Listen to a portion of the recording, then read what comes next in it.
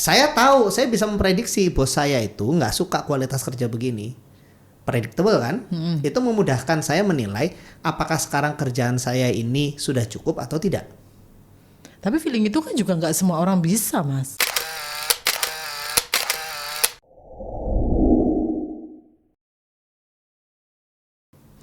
Hai leader, apa kabar semuanya yang di rumah? Aduh, dengernya alhamdulillah baik gitu ya. Loh, ada yang jawab luar biasa, dahsyat, yes, wow, gitu. Ada yang jawab gitu. Oke, luar biasa gitu kan ya. Kalau Ya, saya biasa di luar. Oh, biasa di luar. Anda sebagai apa ya kalau biasa di luar ya? Kan trainer. Tukang naik kereta. Oh, iya trainer. Ya. Tukang naik kereta. Oke. Sudahlah kalau begitu. Jumpa lagi bersama saya Lia di podcast Ganesha. Kali ini nggak bersama Kakak Prima, Miss Kepo yang satu ini. Next episode ya kan. Kali ini bersama saya Lia dan ditemani oleh coach yang luar biasa di sebelah kanan saya. Biasa di Ada. luar. Oh biasa di luar, Coach Surya. Wey. Tepuk tangannya dong teman-teman yang di sini.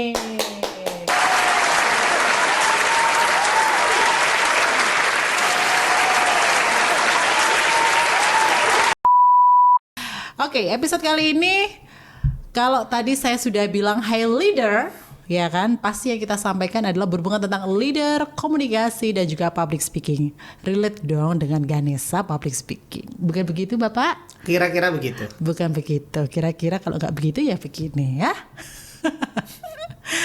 Baik.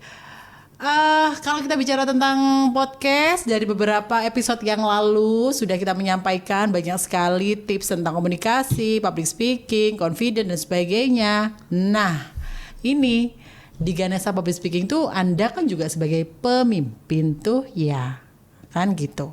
Dan di rumah itu juga sebagai pemimpin tempat kerjanya masing-masing. Supervisor, ya kan? Pemimpin di tempat kerja. Terus manajer, dia juga pimpinan, ya kan? Kepala sekolah, pemimpin juga. Orang tua juga. Oh yes, orang tua. Kita mah juga memimpin anak-anak kita kan? Ya kan? Seperti itu. Beda anak-anak tapi ya. Oh ada beda. Beda lah. Saya Malang, Anda Surabaya. Antara Malang, Surabaya. Sudah. Fokus, stay fokus. Begini. Pemimpin itu, Mas Surya, apakah memang gaya kepemimpinan itu, ya kan? Kok jadi gaya kepemimpinan sih? Bukan, beda lagi. Mau nanya apa ini? Mau nanya apa ya? Saya jadi bingung akhirnya. Saya tak buka karpean saya. Karpeanku adalah, nah ini dia. Yalah ngerepek ya. Nah gini ceritanya. Banyak pemimpin yang menggunakan public speaking itu sebagai kekuatan yang mempengaruhi orang banyak. Oke. Sepakat nggak? Banyak pemimpin menggunakan public speaking untuk mempengaruhi orang banyak. Nah, Sepakat? sepakat. Oke. Nah, kenapa kok? Bagaimana? Mengapa sepakatnya itu kenapa, Mas? Ya memang kenyataannya banyak yang melakukan itu kan? Oh ya? Iya. Padahal yang saya tahu, tidak semua pemimpin itu juga jago ngomong loh. Iya, kan banyak yang melakukan, tapi tidak jago, belum tentu jago. Melakukan tidak sama dengan jago. Tapi yang penting dia bisa menyampaikan. Banyak pemimpin yang menggunakan public speaking untuk meningkatkan pengaruhnya, betul kan? Ya. Jadi banyak pemimpin menggunakan public speaking dengan niat mau meningkatkan pengaruhnya. Tapi memang tidak semuanya berhasil. Kenapa? Karena ada yang melakukannya dengan tepat dan ada yang tidak. Nah, tepatnya kenapa? Ya, kalau yang tepat seperti apa itu banyak faktor pastinya ya. Oke. Itu jawaban standar banget ya, banyak faktor. Banyak faktor. Iya. Banyak faktor ya. Tapi kalau kita bisa bedah dari pengalaman saya membantu teman-teman leader di beberapa perusahaan terkait dengan bagaimana mereka meningkatkan pengaruh, yang paling sering terjadi adalah mereka menyampaikan sesuatu yang nggak nyampe kepikiran audiensnya, nggak nyampe kepikiran timnya. Yang akhirnya dia bukan pemimpin yang pengaruh dong. Pengaruhnya tidak terjadi. Signifikan gitu nggak sih? Yes. Pinginnya kan berpengaruh, tapi pengaruhnya tidak berhasil, tidak terjadi karena nggak nyampe. Misalnya ada seorang pemimpin mau menyampaikan sebuah visi perubahan. Pemimpin ini ingin perusahaannya, divisinya itu hasilnya lebih baik. Merasa cara kerja yang lama itu tidak mengantar pada kondisi yang lebih baik. Maka dia ingin merubah. Inisiatif datang dari dia dong. Ya. Ini menjadi sebuah visi perubahan. Disampaikanlah kepada timnya, disampaikan kepada orang-orang di perusahaannya. Yang terjadi kadang-kadang yang denger nggak ngerti. Maksudnya opo? Bahasanya terlalu sulit. Kadang-kadang bahasanya mudah dimengerti, orang ngerti, tapi tidak menemukan urgensinya. Kenapa kita harus melakukan itu? Yang biasanya juga baik-baik aja kok. Ya kan? Oke. Ketiga, dan ini juga cukup banyak, mereka paham yang disampaikan, mereka dapat urgensinya, tapi mereka nggak suka sama Cara penyampaiannya. pemimpinnya, personalnya. Personalnya. Yes. Oke, berarti banyak faktor juga ya. Iya. Berarti cara penyampaian pesan pun seorang pemimpin itu kan juga dipengaruhi juga kan? Sebenarnya dua yang harus kita perhatikan kalau misalnya seorang pemimpin ingin berpengaruh, lebih berpengaruh, terutama saat ngomong di depan umum. Ya. Pertama adalah cara dia menyampaikan, pasti. Oke. Kedua yang nggak boleh lupa adalah siapa dirinya. Pemimpin, leader. Tapi dia siapa di mata orang yang mendengarkan. Kredibilitasnya. Kredibilitasnya. Sama kayak gini aja, misalnya nih ya, Mbak Lia, saya misalnya ngasih nasihat ke Mbak Lia. Mbak Lia, jangan kebanyakan makan kue yang gula-gula, nanti gemuk. Ini beneran nih. Ini misal, beneran pesannya. Misal, iya. Makasih loh ya, makasih. Iya, karena saya tahu Mbak Lia tuh sukanya minum boba gitu kan. Mbak Lia jangan kebanyakan minum boba, nanti gemuk. Dan saya sampaikan itu sambil saya minum boba. Kira-kira gimana? Nggak relate sih. Kenapa nggak juga, relate? Karena Anda juga minum boba kala itu. Nah, itu yang terjadi. Oke. Pemimpin itu seringkali menuntut misalnya, kalian itu harus berubah, kalian itu harus belajar. Pidatonya bagus tuh. Mesti lebih disiplin, mesti lebih berdedikasi. Tapi yang dengerin kan ngeliat si pemimpin ini sehari-hari di kantornya. Ngelihat apa yang dilakukan sehari-hari dan itu nggak menunjukkan apa yang disampaikan. Disuruh datang tepat waktu. Ya. Berangkat kita misalnya masuk jam 8, Ya. dia datangnya jam 9. Kan namanya pimpinan kan terserah gue dong. Nah, itu yang akhirnya tidak menjadi contoh. Oke. Iya kan? Yes. Tuh. Nyuruh anak buahnya Datang. belajar, tapi dianya nggak pernah mau belajar. Iya. Terus dia misalnya lagi gini. Saya pernah ketemu ya seorang business owner, ini real ya. Dia selalu bicara tentang bagaimana kita itu mesti mau memberi misalnya. Kita itu mesti mau berbuat untuk orang lain, mau memberi untuk orang lain. Kita itu bekerja demi memberi Ingin pelayanan, memberikan pelayanan ke orang lain, ke customer, demi membahagiakan customer. Tapi anak buahnya ini digaji di bawah standar. Pernah komplain tapi tidak pernah didengarkan. Artinya saat pemimpin ini si business owner dia mengatakan kita itu melayani customer, yang dengerin itu merasa perusahaan ini tidak melayani saya kok. Pimpinan saya, bos saya tidak melayani saya, terus dia nyuruh saya melayani orang lain.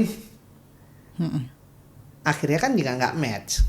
Nah, itu terkait dengan siapa, who. Ini bicara kredibilitas. Dan dalam berkomunikasi, apalagi dalam bicara di depan umum, orang tetap akan melihat kamu siapa. Bukan hanya jabatan. Kamu siapa itu adalah semua yang aku tahu tentang dirimu sepanjang aku kenal denganmu. Berat ya jadi pimpinan ya? Ya emang. Oke. Seluruh kredibilitas dan histori dan masa lalu itu juga. Betul. Makanya ada satu ilmu retorika. Salah satu literatur public speaking yang paling tua yang bisa ditemukan itu salah satunya adalah retorika. Retorika. Karya Aristoteles. Aristoteles Aristoteles itu ilmunya sederhana. Kalau kita berretorika, ngomong di depan umum, perhatikan 3 aja. Ethos, logos, pathos. Pernah denger ya? Ya. Kalau logos itu logika. Logik. Buatlah segala sesuatu yang kita sampaikan masuk akal. Pathos itu emosi. Sampaikan dengan emosional. Tapi jangan lupa yang nomor 1, ethos. Ethos itu terkait dengan siapa kita. Siapa kita menentukan bagaimana kualitas retorika itu diterima oleh orang yang mendengarkan. Tidak hanya sekedar jago ngomong, Tapi banyak faktor itu tadi. integritas. Saya jadi pemimpin ya. Emang. Tapi kan biasanya pemimpin itu atas rekomendasi. Berekomendasi gimana maksudnya? Kalau kita misalkan di sebuah komunitas, itu kan juga ada tuh pemimpin. Ya. Misalkan aja di desa, ya kan? Desa misalkan komunitas terkecil, bukan terkecil juga sih, agak besar juga. Kalau misalkan di desa ataupun di kalangan masyarakat lingkungan sekitar kita ada namanya Karang Taruna tuh. Oke. Ya kan? Di Karang Taruna itu pun gitu kan. Nggak ada yang menyalonkan tuh, nggak ada yang dicalonkan. Udah, ini aja, si A aja, gitu kan. Nah itu kan dari trust orang lain tuh. Itu gimana dong kalau kayak gitu? Teorinya kan gitu. Teorinya. Padahal mereka sudah melalui itu tadi ya? Gini. Teorinya begitu. Dan itu terjadi mau di organisasi kecil kayak Karang Taruna, itu masih masuk kecil ya, karena lingkupnya kan area yang kecil. Sampai kepada perusahaan-perusahaan kelas nasional maupun internasional. Kita tidak boleh lupa di balik teori ada kenyataan. Misalnya begini, ada orang-orang yang diangkat karena selera orang-orang tertentu. Yes. Ada yang diangkat karena hubungan politis. Ada yang memang diangkat karena prestasi kerja. Ada yang diangkat karena dia punya hubungan keluarga. Oke. Macam-macam. Tapi sebenarnya begini, apapun sebab seseorang diangkat menjadi seorang pimpinan, ya. Kita bedakan pimpinan dengan pemimpin ya teman-teman. Pemimpin itu adalah peran dia, pimpinan itu jabatan. Oke. Tapi seorang pimpinan mesti memimpin kan? Betul. Saat seseorang itu diangkat jadi pimpinan dan dia harus memimpin sebuah tim, apapun alasannya, ya dia mesti berkembang. Apakah salah orang itu diangkat karena anaknya atau ponakannya yang punya perusahaan? Ya nggak salah juga, wajar aja dong, ya kan? Karena mungkin dia dianggap punya kedekatan dengan yang punya perusahaan. Jadi kalau ada apa-apa gampang, kan bisa aja begitu, nggak salah. Apapun alasannya, tapi seorang pimpinan itu memang wajib berkembang. Maka saat dia menjadi pimpinan dan harus memimpin, salah satunya dia memang harus mengembangkan diri, menguatkan integritas diri. Minimal adalah dia mulai menunjukkan karakter-karakter yang lebih baik. Karena dia harus tahu dia jadi contoh. Betul. Semua mata memandang ke dia. Iya kan? Iya. Semua mata itu memandang. Segala keputusannya itu akan menentukan. Termasuk apapun yang nanti akan dia sampaikan dalam forum-forum resmi saat dia bicara di depan umum, itu kualitasnya akan ditentukan oleh apa yang dia lakukan sehari-hari. Yes. Itu adalah resiko seorang pimpinan. Makanya kalau nggak mau terima resiko itu ya jangan jadi pimpinan. Berat loh ya. Iya. Quotes itu bisa loh di underline gitu. Jadikan quotes. Ya. Quotes pemilu. Cuang. Jadi faktor yang mempengaruhi sebuah pemimpin itu bisa berhasil atau enggak itu adalah pengaruhnya. Oke. Kualitas, lebih tepatnya kalimatnya begini. Kualitas kepemimpinan seseorang ditentukan oleh pengaruhnya. Berdampak atau enggak? Pengaruhnya dulu. Oh, oke. Pengaruhnya dulu. Pengaruhnya untuk ini timnya atau ke orang lain? Sama saja. Oke. misalnya kalau misalnya seorang pemimpin itu berpengaruh pada si A misalnya, maka dia berhasil memimpin si A. Kalau dia tidak berpengaruh kepada si B, maka dia tidak memimpin si B. Si B. Termasuk kalau dia tidak punya jabatan pun, tapi dia berpengaruh, dia sebenarnya memimpin. Makanya ada konsep yang disebut dengan memimpin atasan. Ya, saya dengar itu. Ya. Ya. Memimpin atasan itu adalah situasi di mana ada orang yang sangat dipercaya oleh atasan, sampai-sampai atasannya itu apapun yang mau diputuskan pasti konsultasi ke orang itu. Maka orang itu adalah orang yang berhasil memimpin atasannya. Buruk enggak juga. Itu bagus-bagus aja. Tergantung dari organisasinya itu kan gitu kan? Tergantung begini, tergantung Goalsnya. nanti pola interaksi itu akan mengantar pada pencapaian tujuan atau tidak. Siapa tahu memang ada pimpinan yang kualitasnya memang kurang dan dia sadar. Saya bersedia dipimpin oleh anak buah saya terkait mengambil keputusan karena saya tahu dia lebih kompeten. Ya nggak apa-apa. Nggak mengurangi kredibilitas dia? Enggak. Sebenarnya enggak. Dan itu boleh-boleh aja. Boleh-boleh aja. Kadang kan ada beberapa hal dari teman-teman tim yang memang nggak sepakat hal itu, gimana dong? Kan pemimpin saya itu yang si itu bukan dia kan gitu. Sebenarnya kan konsultasi itu kan di belakang layar aja. Di depan di rapat tetap aja dia yang akan ngomong. Oh iya. Yes. Trade of the record ya. Iya dong. Di belakang aja kayak gitu. Belakang itu ada seni bermainnya. Ya, Caranya begitu. Ya. Ya Duh, kan? makin challenge ya kalau jadi pemimpin itu luar biasa deh kayaknya. Oke, gak hanya sekedar jago ngomong, ternyata seorang pemimpin banyak sekali yang memang harus ditata mulai sekarang. Begitu? Yes. Benar? Yes. Jadi bagi teman-teman yang tahun depan mau jadi pemimpin, Saya kok tahun depan sih? Emang kita ngomongin apa ya? oh iya ya. Emang Enggak ada sih. apa tahun depan? Nggak ada apa-apa. Oh nggak ada apa-apa ya. Tahun 2024 habis lebaran maksudnya. Oh iya, habis lebaran 2024. Iya.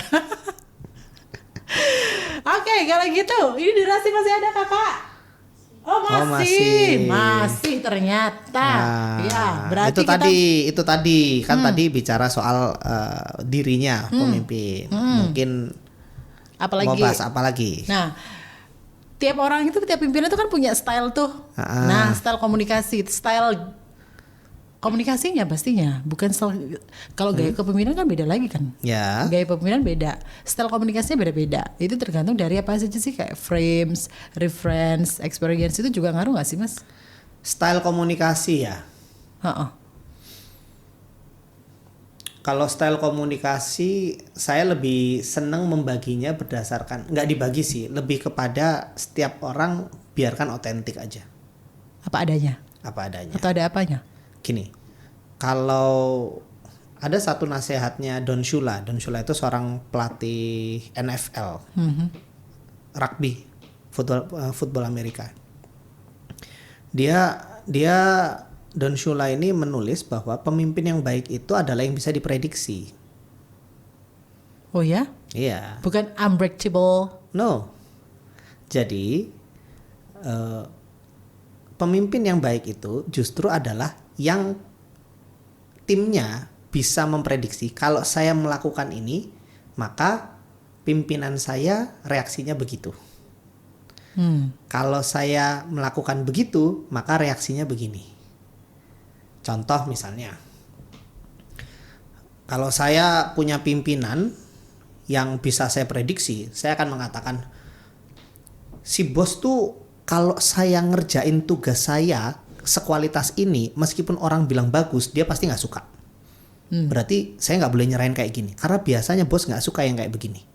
Ini kan bisa diprediksi namanya. Ya. Bener kan? Bisa. Itu akan memudahkan timnya. Berarti harus kerjanya lebih effort lagi, misalnya gitu. Yes, saya tahu, saya bisa memprediksi bos saya itu nggak suka kualitas kerja begini. Predictable kan? Itu memudahkan saya menilai apakah sekarang kerjaan saya ini sudah cukup atau tidak. Tapi feeling itu kan juga nggak semua orang bisa mas.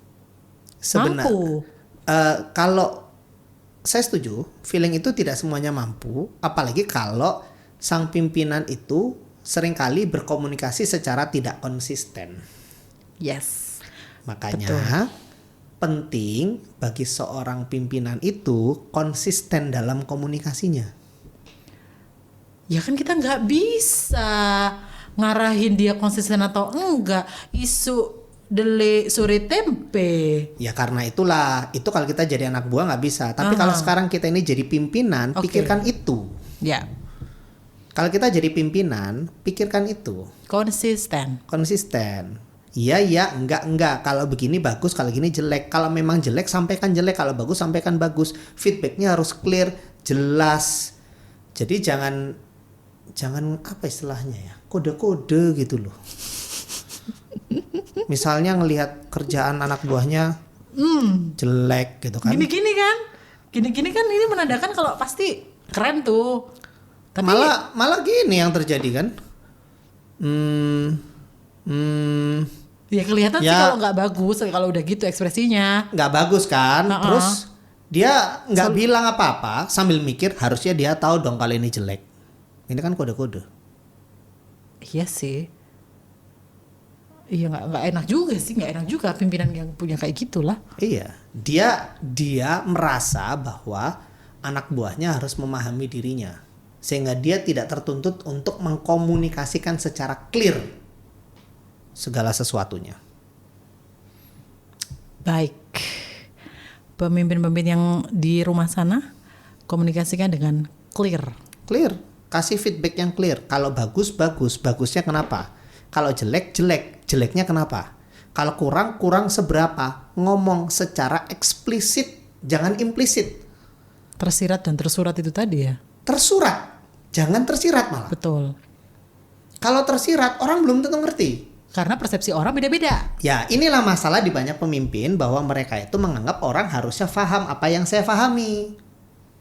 Nggak tentu lah bang. Tuh. Iya kan? Dan ini akhirnya mengakibatkan kesalahpahaman, Miskomunikasi. miskomunikasi. Ya. Gitu. Nggak target tuh akhirnya revenue. Iya. Wow. Sulit juga ya leadership communication ya. Ya, memang seni komunikasi itu esensial sih bagi seorang leader, pemimpin dimanapun. Esensial banget. Karena sebenarnya pekerjaan pemimpin yang paling kelihatan itu cuma 2. Yang kelihatan ya, kan banyak hal-hal yang tidak terlihat. Dinamika pikiran itu nggak kelihatan. Nggak kelihatan. Tapi yang terlihat dari seorang pemimpin itu cuma 2. Berpikir dan berkomunikasi. Berpikir dan berkomunikasi. Ya, berpikir itu kaitan dengan berstrategi, merancang program begini, begitu, tujuan kita kemana, ya kan? Kita lewat mana? Itu yang kelihatan pertama. Kedua, berkomunikasi. 2 itu aja kok yang kelihatan, kasat mata. Maka kalau komunikasinya bermasalah, ya pasti masalah itu sudah. Kalau keduanya nggak bisa? Ya nggak usah jadi pemimpin. Oke. Malas Fix. mikir, Ya. malas mikir. Nggak mau memperbaiki komunikasi, Betul. ya nggak akan bisa mimpin. Oke. Kalau dia dipaksa mimpin, ya nggak akan kemana-mana pasti yang dipimpin. Stagnan gitu. Stuck aja di situ, ya kan? Melakukan hal yang sudah biasanya dilakukan aja. Yes. Wow, luar biasa. Ya. Berpikir dan berkomunikasi. Ini adalah 2 hal yang wajib leader pahami dan harus ketahui untuk menyiapkan leader-leader yang berikutnya pastinya ya. Bukan nyiapin tahun depan ya? Oh Bukan. enggak. Ada apa dengan tahun depan? Nggak tahu. Ini Lebaran. Lebaran 2024.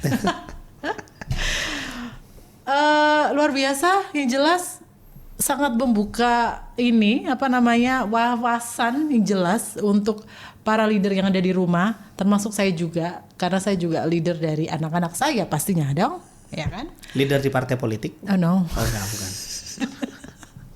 Buka kartu beliau, buka kartu. Oke, kalau gitu terima kasih untuk episode kali ini, luar biasa. Thank you sekali lagi untuk Ko Surya. Perbincangan yang agak sedikit terngangah memang karena beberapa hal tentang dunia leadership komunikasi sangat sebenarnya ada di tengah-tengah kita, tapi ada beberapa hal yang memang belum terbuka dan belum kita pahami, yaitu antara berpikir dan berkomunikasi. Untuk itu kita berjumpa lagi di podcast Garesa berikutnya. Bye.